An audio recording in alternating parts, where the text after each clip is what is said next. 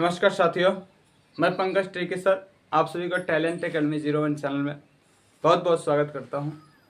जैसा कि आप सभी ने जो हमें पिछले वीडियो में जो प्यार दुलार दिया है, जो प्यार दुलार दिखाया है, निश्चित तौर पे मुझे यह उत्साह हो गया है मुझे कि कहीं ना कहीं मेरे से जो स्टूडेंट हैं वहाँ अधिक से अधिक संख्या में जुड़ करके और अपना सिलेबस को अकॉर्डिंग नोट्स बना रहे हैं और मेरे हर क्लास को अटेंड कर रहे हैं। जिस प्रकार से आप सभी ने जो क्लास 1 भारतीय संविधान इंडियन कॉन्स्टिट्यूशन को जो आप सभी ने प्यार दिया है, उसको देख करके मुझे मेरे अंदर काफ़ी जुनून और उत्साह आया है। तो आज का जो सेक्शन रहेगा भारतीय संविधान इंडियन कॉन्स्टिट्यूशन के भाग 2 के बारे में पूरा बेहतर तरीके से हम आपके सामने चर्चा करेंगे, बिल्कुल ट्रिक के साथ चर्चा करेंगे। जो जो लॉजिक रहेगा आपके सामने रखेंगे और बेहतर तरीके से समझाने की कोशिश करेंगे। उम्मीद करते हैं कि आप सभी वीडियो को ज़्यादा से ज़्यादा लोगों तक शेयर करेंगे और नोट्स बनाएंगे और लाइक शेयर सब्सक्राइब कर दीजिएगा और कभी कभी मेरे वीडियो को व्हाट्सएप पर स्टेटस भी लगा दीजिएगा मेरे दोस्तों। चलिए देखते हैं, आज का सेक्शन को स्टार्ट करते हैं। इससे पहले का जो हमने क्लास आप सभी को दिया था, थोड़ा सा हम क्लास 1 के बारे में चर्चा कर लेते हैं। क्लास 1 और क्लास 1 के बारे में हम चर्चा कर लेते हैं। उम्मीद करते हैं कि आप सभी थोड़ा सा उसको रीड किए होंगे। तो बात करते हैं क्लास 1 में हमने पढ़ाया था कि भाग जो 1 है ना, भाग 1 मेरे दोस्तों, और भाग 1 को हमने बताया था कि भाग 1 के अंतर्गत आता है संघ तथा राज्य क्षेत्र और संघ तथा राज्य क्षेत्र, ये भाग 1 के अंतर्गत आता है। और भाग 1 में ही आप सभी को बताया था कि भाग 1 में आर्टिकल कहाँ से कहाँ तक आते हैं मेरे दोस्तों। तो आर्टिकल की यदि बात कर ली जाए, जिसे हम अनुच्छेद कहते हैं, और अनुच्छेद कहाँ से कहाँ तक होता है मेरे दोस्तों। तो एक से लेकर के 4 तक आते हैं मेरे दोस्तों। तो भाग 1 में आर्टिकल कितने आते हैं? तो भाग 1 में मेरे दोस्तों आर्टिकल 4 तक आते हैं। यहाँ तक क्लियर है? यहाँ तक क्लियर है मेरे दोस्तों? यहाँ तक क्लियर है तो ठीक है। अब हम बात करते हैं कि जो भाग 1 में 1 से लेकर के 4 तक आते हैं, तो आर्टिकल 1 में क्या आता है? तो आर्टिकल 1 में मेरे दोस्तों बताया गया है ना कि भारत जो है ना राज्यों का संघ है। राज्यों का क्या है मेरे दोस्तों? राज्यों का संघ है। तो अनुच्छेद 1 में आप सभी को बताया गया है कि जो भारत है ना वह राज्यों का संघ है। और अनुच्छेद 2 है जो मेरे दोस्तों, अनुच्छेद 2 है, बताइए आप सभी जल्दी से कमेंट करिएगा। यदि बाहर से कोई भी देश का हिस्सा को भारत में मिला सकते हैं। यह है अनुच्छेद 2 की बात कि बाहर का कोई देश है तो उसके हिस्सा को हम इंडिया में क्या कर सकते हैं? मिला सकते हैं। इंडिया में हम क्या कर सकते हैं? मिला सकते हैं। उसी तरह से अनुच्छेद 3 की बात कर ली जाए तो अनुच्छेद 3 भी आप सभी को बताए थे कि कोई भी राज्य है और राज्य के सीमा में नाम में परिवर्तन कर सकते हैं मेरे दोस्तों। तो अभी तक क्लियर है कि अनुच्छेद 1 में जो बताया गया कि भारत क्या है? भारत राज्यों का संघ है मेरे दोस्तों, भारत राज्यों का संघ है। अनुच्छेद 2 में हमने बताया था कि बाहर से कोई भी देश का कोई भी हिस्सा होना उसे भारत में हम मिला सकते हैं अनुच्छेद 2 के तहत। और अनुच्छेद 3 में आप सभी को बताया गया है कि राज्यों के सीमा में मेरे दोस्तों सीमा तथा नामों में क्या कर सकते हैं? परिवर्तन कर सकते हैं। और अनुच्छेद जो 4 है मेरे दोस्तों, अनुच्छेद जो 4 ये बहुत इंपॉर्टेंट है। और अनुच्छेद 4 में ये बताया गया मेरे दोस्तों कि जो अनुच्छेद जो 4 में बताया गया ना कि अनुच्छेद जो 4 है उसको आर्टिकल माने अनुच्छेद 368 से बाहर रखा गया है मेरे दोस्तों, बाहर रखा गया है। पूछ दिया जाएगा कि किस अनुच्छेद को भारतीय संविधान के आर्टिकल से बाहर रखा गया है। तो किस संविधान से बाहर रखा गया मेरे दोस्तों? तो 368 से अनुच्छेद 4 को ना बाहर रखा गया। और ये कमेंट बॉक्स, ये तो आपको पता ही है कि 368 क्या है मेरे दोस्तों? तो 368 जो है ना, अनुच्छेद 368 में भारतीय संविधान के संशोधन की बात करता है मेरे दोस्तों। किसकी बात करता है? तो भारतीय संविधान की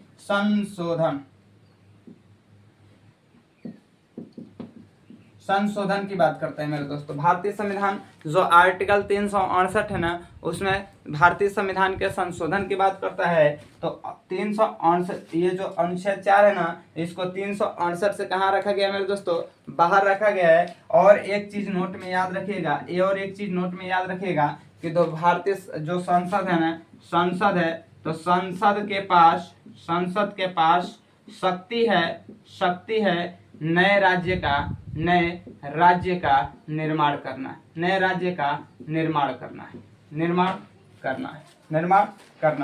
तो ये आर्टिकल 4 है। अभी तक यहाँ तक क्लियर है?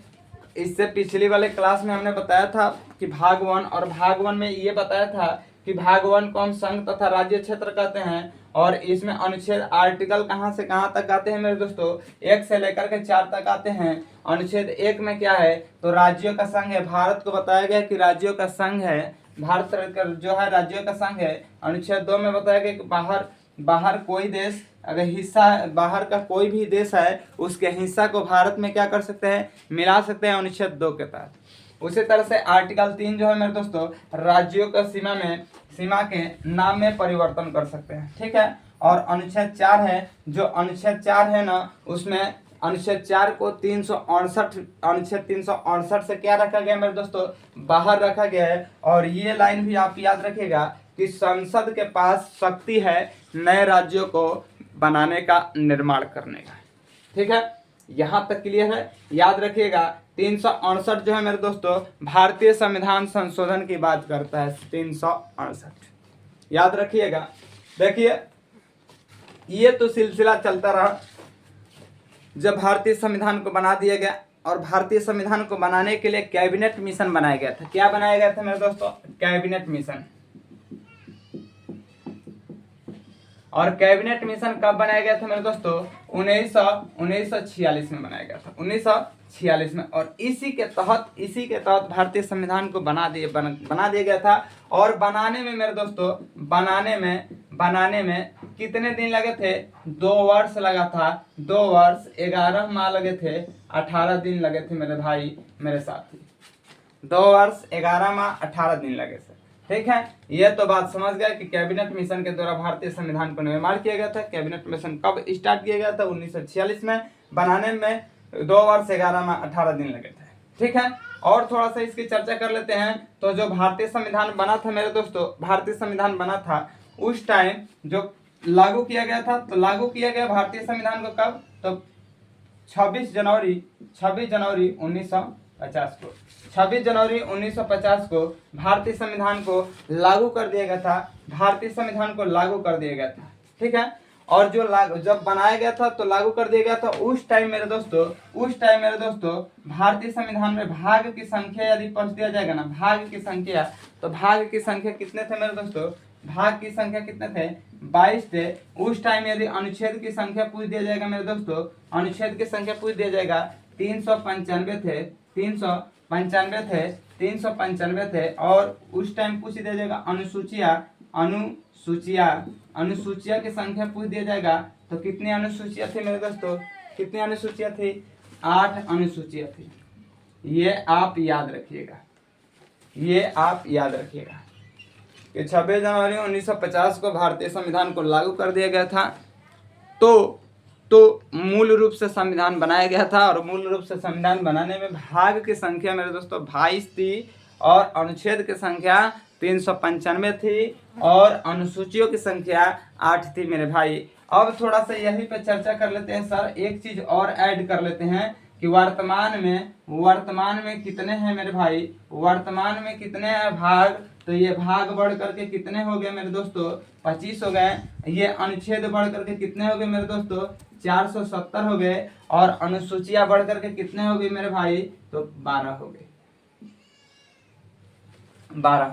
यहाँ तक क्लियर है आप सभी को? ये रहा पिछली क्लास का निचोड़, ठीक है, ये रहा पिछली क्लास का निचोड़। अभी स्टार्ट करते हैं। तो यहाँ तक क्लियर है तो बहुत बढ़िया, यहाँ तक क्लियर है तो बहुत बढ़िया। अब थोड़ा सा हमें बता दीजिएगा, आप सभी के सामने क्वेश्चन रखते हैं भाग 1 से, बहुत ही बेहतर तरीके से आपके सामने क्वेश्चन रखे, ठीक है।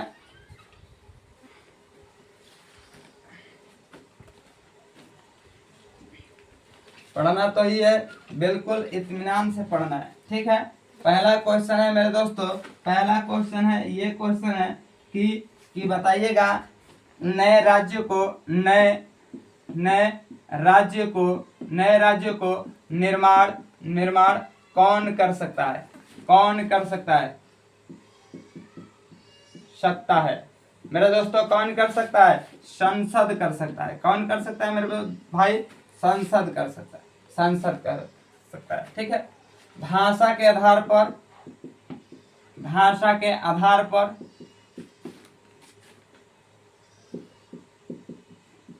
किस राज्य को पहले बनाया गया था? किस राज्य को बनाया गया था मेरे दोस्तों? किस राज्य को बनाया गया था? आंध्र प्रदेश को बनाया गया था। आंध्र प्रदेश को बनाया गया था मेरे दोस्तों, आंध्र प्रदेश को बनाया गया था, ठीक है।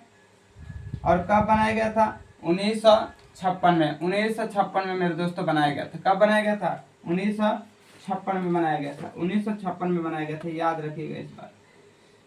भाषा के आधार पर 1956 में बनाया गया था। यहाँ तक क्लियर है? यहाँ तक क्लियर है तो ठीक है।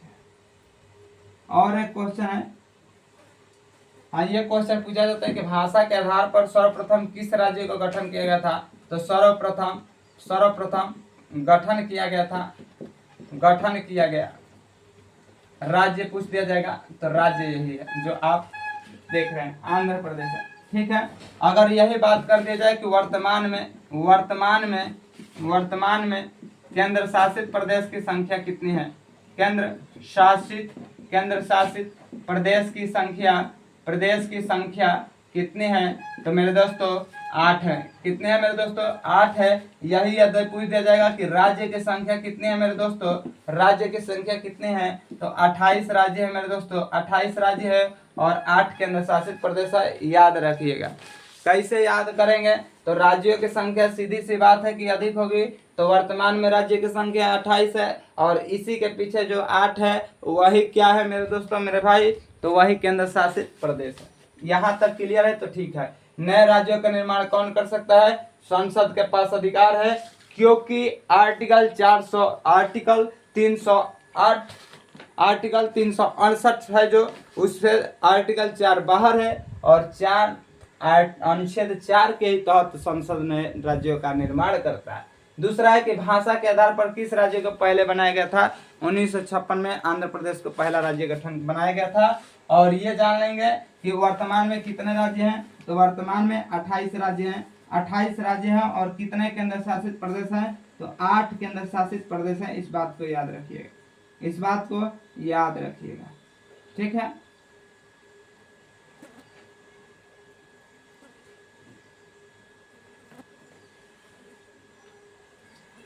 कह रहा है कि राज्य पुनर्गठन आयोग 1 नवंबर 1956 को राज्य को कितने संघ बनाए गए थे? एक याद रखिएगा, 1 नवंबर 1956 को कितने राज्य बनाए गए थे?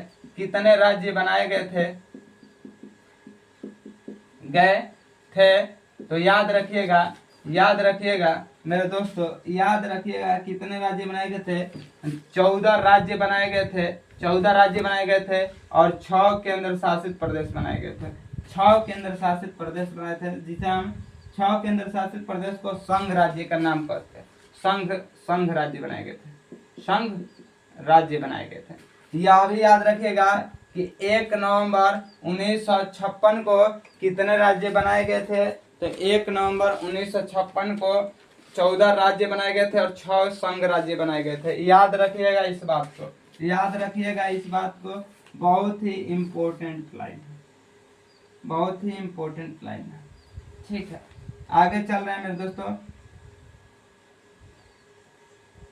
कह रहा है कि भाषा के आधार पर पुनर्गठन कब हुआ था, तो भाषा के आधार पर पुनर्गठन 1956 में हुआ था। ये बात आप सभी को याद है, ये बात आप सभी को समझ में आ गई है, तो ठीक है मेरे दोस्तों।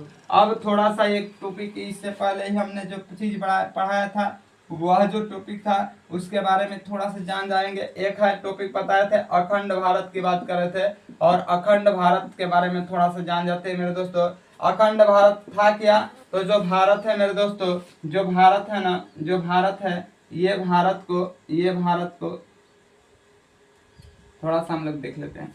यह जो हमारा जो भारत है मेरे दोस्तों, ये भारत था पहले के जमाना में ना, पहले के जमाना में भारत क्या था, भारत था। और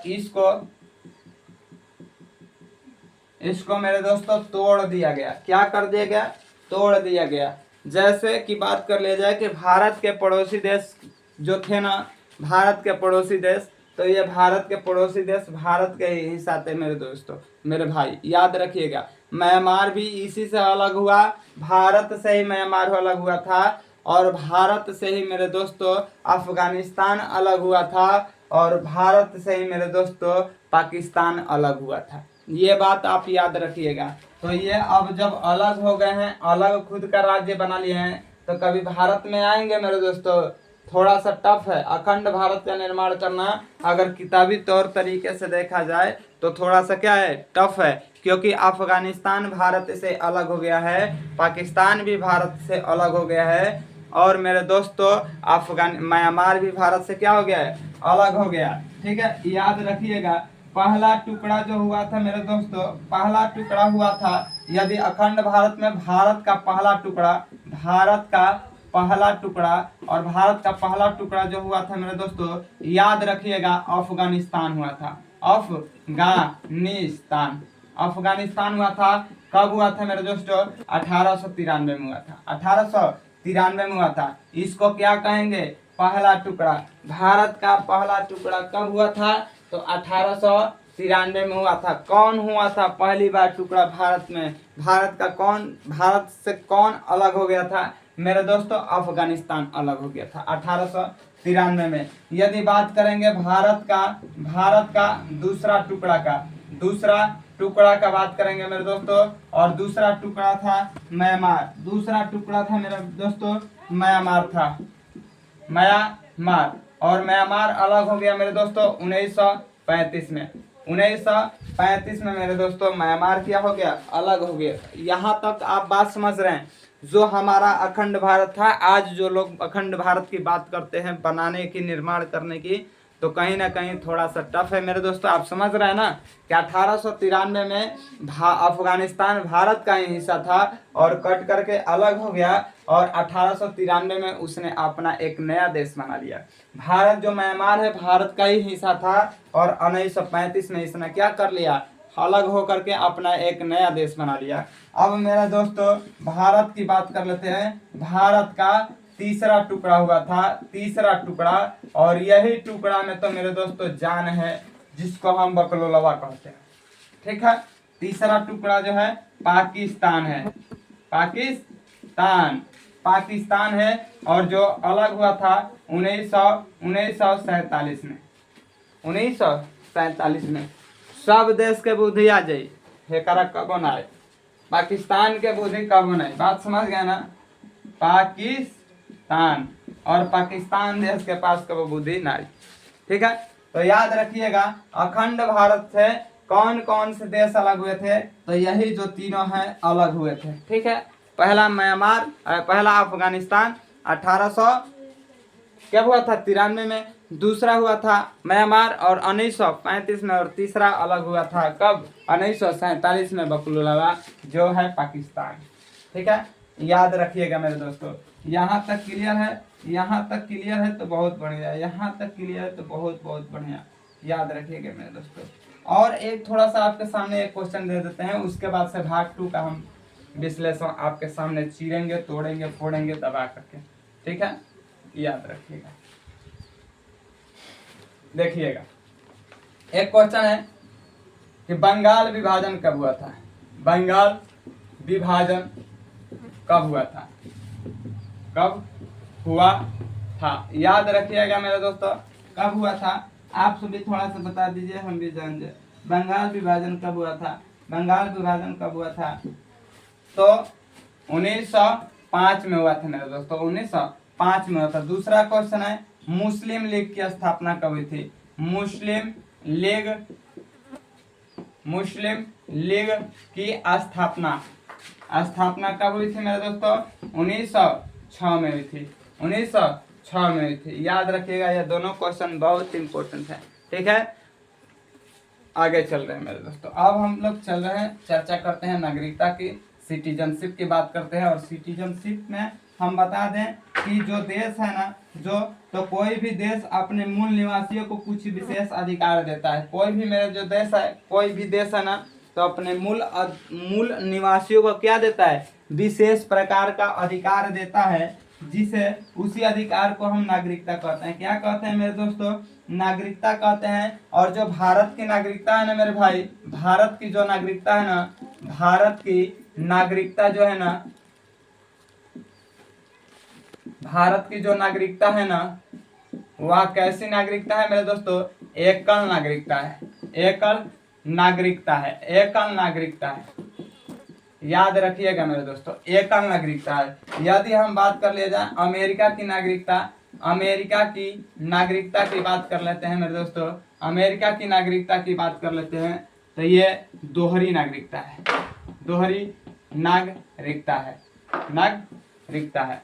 तो पूछा जाएगा क्वेश्चन कि एकल नागरिक भारत की कौन सी नागरिकता है? एकल नागरिकता। और अमेरिका की कौन सा नागरिकता है मेरे दोस्तों? तो दोहरी नागरिकता है। ठीक है, और नागरिकता होता क्या है? तो भारत के मूल निवासियों को, या भारत का ही नहीं, किसी भी देश का मूल निवासियों के लिए एक विशेष अधिकार को दिया जाता है, जिसे हम मेरे दोस्तों नागरिकता कहते हैं। क्या कहते हैं? नागरिकता कहते हैं। और ये जो है ना, भारत के नागरिक 1955 के अधिनियम पर आधारित है। कब के आधारित है मेरे दोस्तों?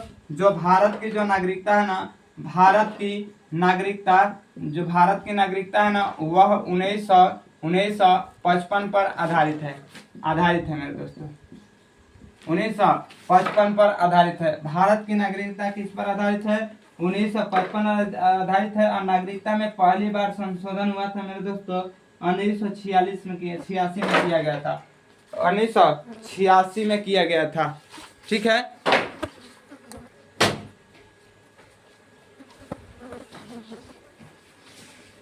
आगे था कि मेरे दोस्तों देखिए, कह रहे हैं कि नागरिकता में पहली बार संशोधन 1986 में किया गया था। भारत में लिखेगा कि नागरिकता में पहली बार संशोधन 1986 में किया गया था। इस बात को याद रखिएगा कि पहली बार संशोधन कब किया गया था? 1986 में किया गया था। ठीक है, तो ये नागरिकता के बारे में समझ गए कि नागरिकता को इंग्लिश में सिटीजनशिप कहते हैं। नागरिकता होती क्या है? तो नागरिकता आप सभी को ये जानकारी हो गया कि कोई भी देश है, और कोई भी देश अपने मूल निवासियों के लिए एक क्या करता है?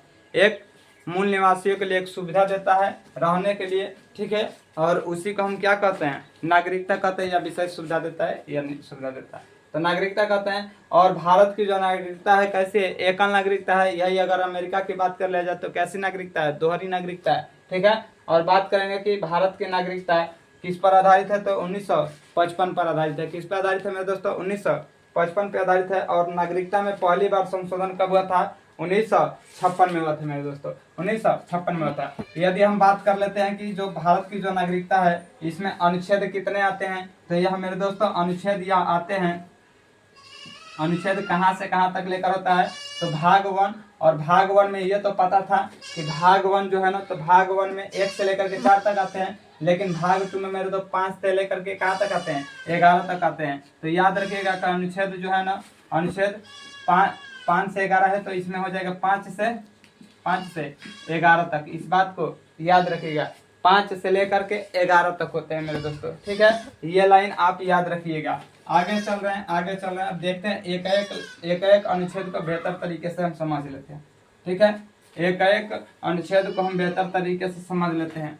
तो इसका मतलब कि क्या आएगा, पहले अनुच्छेद 5 आएगा मेरे दोस्तों। अनुच्छेद क्या आएगा, अनुच्छेद आप सभी को अनुच्छेद जो है 5 आएगा। और अनुच्छेद 5 में बताया गया ना कि प्रारंभ में भारत की नागरिकता क्या है मेरे दोस्तों, प्रारंभ में भारत की नागरिकता, प्रारंभ में भारत की नागरिकता। मैंने कहने का मतलब है कि हम जान रहे हैं भाग 2 और भाग 2 में बात किया गया है नागरिकता माने सिटीजनशिप, और कितने अनुच्छेद होते हैं तो 5 से लेकर के 11 तक आते हैं। अब नागरिकता की बात शुरुआत करेंगे तो सीधे से बात है कि 5 से करेंगे। तो ये देखिएगा, प्रारंभ में भारत की नागरिकता। अब आता है अनुच्छेद 6, अनुच्छेद मेरे दोस्तों 6 आएगा। अनुच्छेद क्या आएगा, 6 आएगा। और अनुच्छेद 6 में ना कि पाकिस्तान से भारत आए लोगों की नागरिकता, पाकिस्तान से भारत आए लोगों की नागरिकता। याद रखिएगा कि अनुच्छेद जो 6 है ना, इसमें क्या बताया गया, तो अनुच्छेद 6 में बताया गया मेरे दोस्तों कि जो अनुच्छेद 6 में जो बताया गया ना कि जो पाकिस्तान से भारत आए हैं लोगों की नागरिकता की बात करता है। ठीक है, यहीं पे हम देख लेते हैं कि अनुच्छेद 7 क्या है, अनुच्छेद 7। और अनुच्छेद जो 7 है ना, ये तो है पाकिस्तान से भारत आए, पाकिस्तान से भारत में आए। ठीक है, इस बात को याद रखिएगा। और उसके बाद से कि अनुच्छेद 7 में है कि स्वतंत्रता के बाद भारत से पाकिस्तान गए। ठीक है, तो स्वतंत्रता के बाद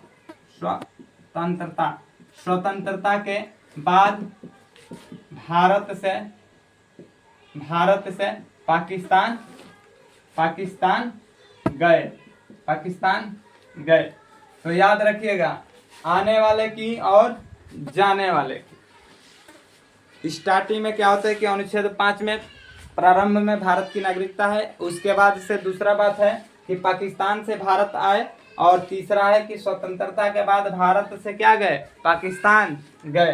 तो ये रहा अनुच्छेद 7। और उसके बाद से अनुच्छेद 8 क्या है, तो अनुच्छेद 8 की अगर बात कर लेते हैं मेरे दोस्तों, अनुच्छेद 8 की, तो अनुच्छेद 8 है कि जो विदेशी भ्रमण एवं नौकरी करने पर भारत की नागरिकता समाप्त नहीं होगी। ठीक है, विदेशी भ्रमण वह नौकरी करने पर नागरिकता समाप्त नहीं होगी। इस बात को याद रखिएगा कि यदि आप चाहें विदेश भ्रमण करिए, कोई बात नहीं है, दबा कर करिए, लेकिन बाबू एगो लाइन भी याद रखिएगा कि 7 वर्ष से अधिक कोनो कंट्री में तुम मत रहिए। ठीक, न तो तारा नागरिकता पर प्रभाव पड़े लगे। ठीक है, तो अदर कंट्री में केवल 7 साल तक आप रह सकते हैं। ठीक है, अनुच्छेद 8 में बताया गया है कि आप विदेश भ्रमण कर सकते हैं, आप नौकरी भी कर सकते हैं, लेकिन आपकी नागरिकता को थोड़ा भी आंच नहीं आएगा। ठीक है, कहते हैं ना कि कड़ी से कड़ी को जोड़ते जाए तो एक शायर याद आ गया, कहते हैं कि कड़ी से कड़ी को जोड़ते जाए तो क्या बन जाती है, जंजीर बन जाती है। और मेहनत पे मेहनत करते जाओ मेरे दोस्तों, याद रखना तकदीर बन जाती है। ठीक है, तो यह सब कंटेंट आप सभी को तकदीर बनाने का काम करेगा, पूरा यकीन है। पूरी शिद्दत से पढ़ा रहे, देख रहे हैं ना, एक एक लाइन जो लिख दे रहे हैं वो अपने आप में क्या है, रामबाण है। ठीक है, तो याद रखिएगा। आगे चल रहे हैं अनुच्छेद 8 की बात, और अनुच्छेद 8 तो हो ही गया। अनुच्छेद 9 को हम लोग लेते हैं। ठीक है, अनुच्छेद 9 में और कह रहे हैं कि विदेशी नागरिकता लेने पर भारत की नागरिकता क्या हो जाएगी, आप विदेशी नागरिकता लेने पर भारत की जो नागरिकता है मेरे दोस्तों, नागरिकता है ना, वह क्या हो जाएगी, भारत की नागरिकता समाप्त हो जाएगी। क्यों हो जाएगी, क्योंकि कॉमन सी बात है मेरे दोस्तों, इससे पहले बताए थे कि भारत की नागरिकता एक नागरिकता है, तो कहीं एक ही जगह न रह सकते हैं, हर जगह आप ही का थोड़े चलेगा। हाँ, आप सिकंदर हैं तो मानते हैं कि 10 लोग को मार देंगे, लेकिन एक जगह पिटाई हो जाएगा, एक जगह पिटा होगा तो बड़ी मार पिटा जाएगा। ठीक है, तो वही बात है। ठीक है, तो ज्यादा चतुराई मत करिएगा। विदेश में नागरिकता लेंगे तो भारत की नागरिकता कहाँ हो जाएगी, क्लोज हो जाएगी। ठीक है, उसके बाद से हम लोग चलते हैं अनुच्छेद 10 की बात करते हैं। और अनुच्छेद 10, विदेश नागरिकता लेने पर भारत की नागरिकता क्या हो जाती है, समाप्त हो जाती है। यह है कि भारत की नागरिकता बनी रहेगी तब तक जब तक कि आप भारत के खिलाफ नहीं है। यदि आप, बाबू ध्यान रखिएगा, भारत के जहाँ खिलाफ बैल तथा नागरिकता छीन के विकास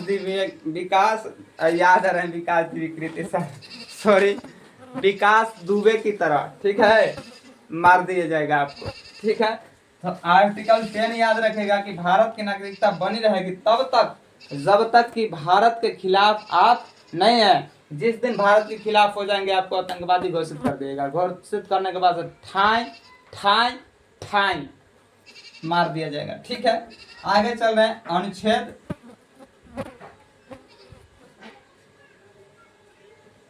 अनुच्छेद 11। और अनुच्छेद 11 में मेरे दोस्तों, अनुच्छेद 11 में याद रखिएगा कि भारतीय नागरिकता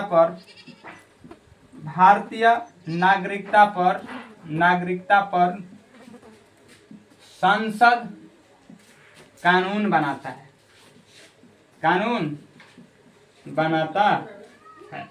ये लाइन बड़ी इंपॉर्टेंट है, और ये लाइन बड़ी इंपॉर्टेंट है क्योंकि आपसे यही पूछा जाएगा कि भारत में प्रारंभ नागरिकता, भारत किस आर्टिकल में भारत के प्रारंभ नागरिकता की बात किया गया है। तो याद रखिएगा बाबू 5 में। किसमें, 5 में। ये पूछा जाएगा आपसे कि अच्छा ये अगला क्वेश्चन ये बताइए कि जो भारत की नागरिकता है उस पे कानून कौन बनाता है मेरे दोस्त।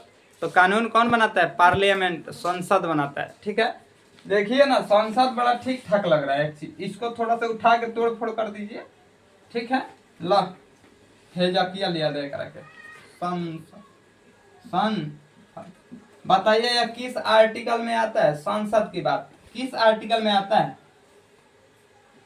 आर्टिकल किस में आता है मेरे दोस्त, 79 में आता है। संसद की बात अनुच्छेद किस में बात किया गया, 79 में।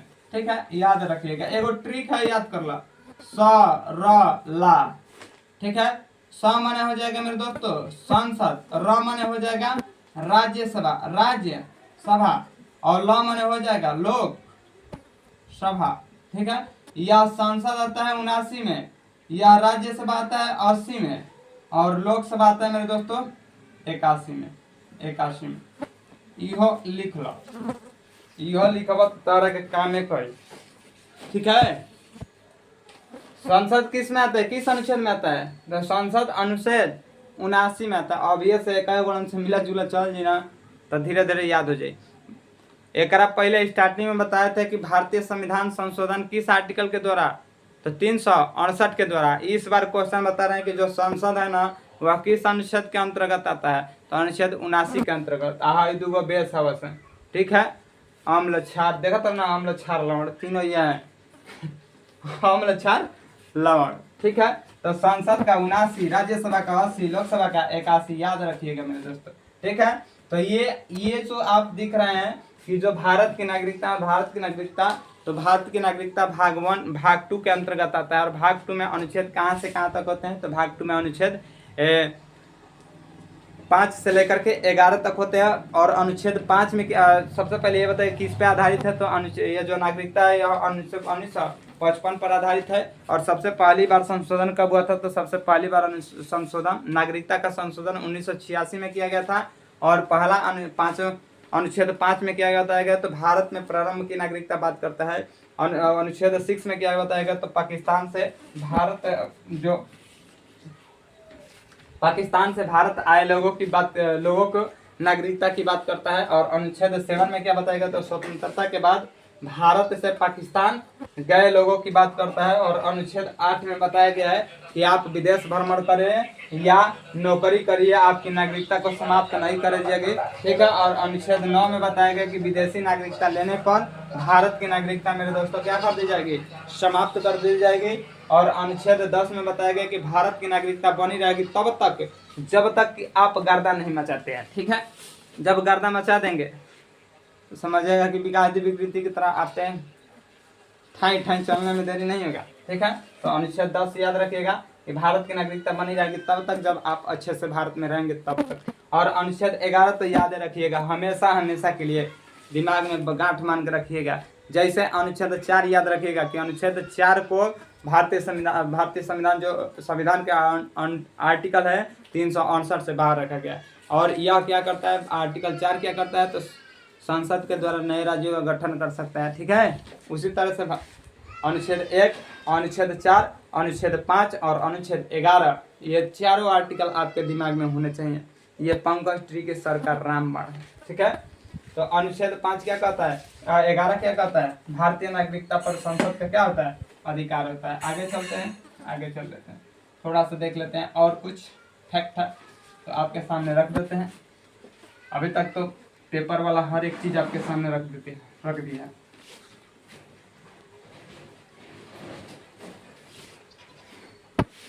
नागरिकता अधिनियम 1955 के तहत नागरिकता प्राप्त करने की 5 विधियां है, ठीक है। 1955 के तहत ये तो ठीक है ना, इसी के अधिनियम के तहत 1955 अधिनियम के तहत भारतीय नागरिकता की उल्लेख किया गया है, ठीक है। और इसके तहत के अनुसार 5 प्रकार से हम क्या कर सकते हैं, 5 विधियां, क्या है जी, 5 विधियां, नागरिकता प्राप्त करने की 5 विधियां है, 5 विधियां है। पहला विधि आती है मेरे दोस्तों, याद रखिएगा, जन्म के आधार पर, जन्म के आधार पर। दूसरा आती है मेरे दोस्तों, दूसरा आती है वंश के आधार पर, वंश के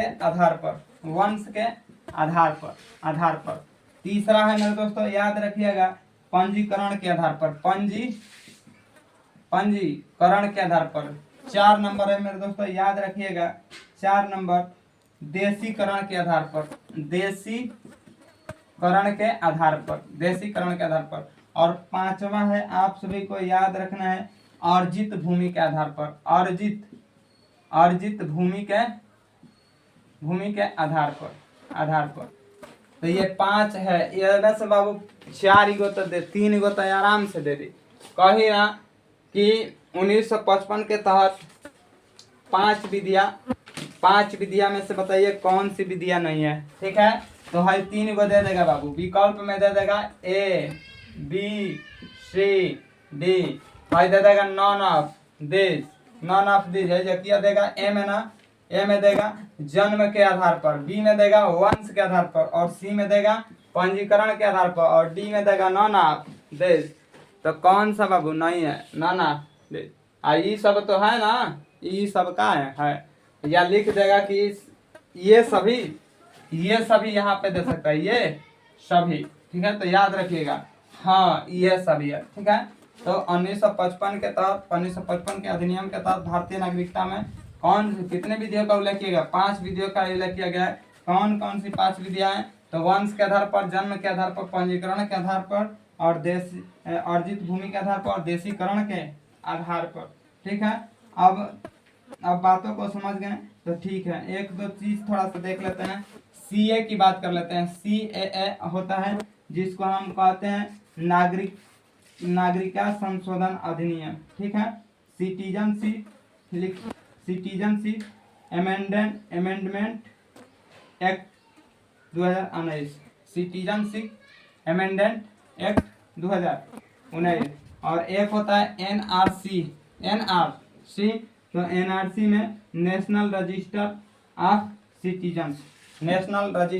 सिटीजन्स, तो ये भी हैं। और ये आप, आई होप कि आप समझ गए हैं कि नागरिकता के हर क्वेश्चन आपके सामने बेहतर तरीके से रखे हैं। तो आई होप कि आप इस वीडियो को देखेंगे, पूरा कंप्लीट देखेंगे, नोट्स भी बनाएंगे।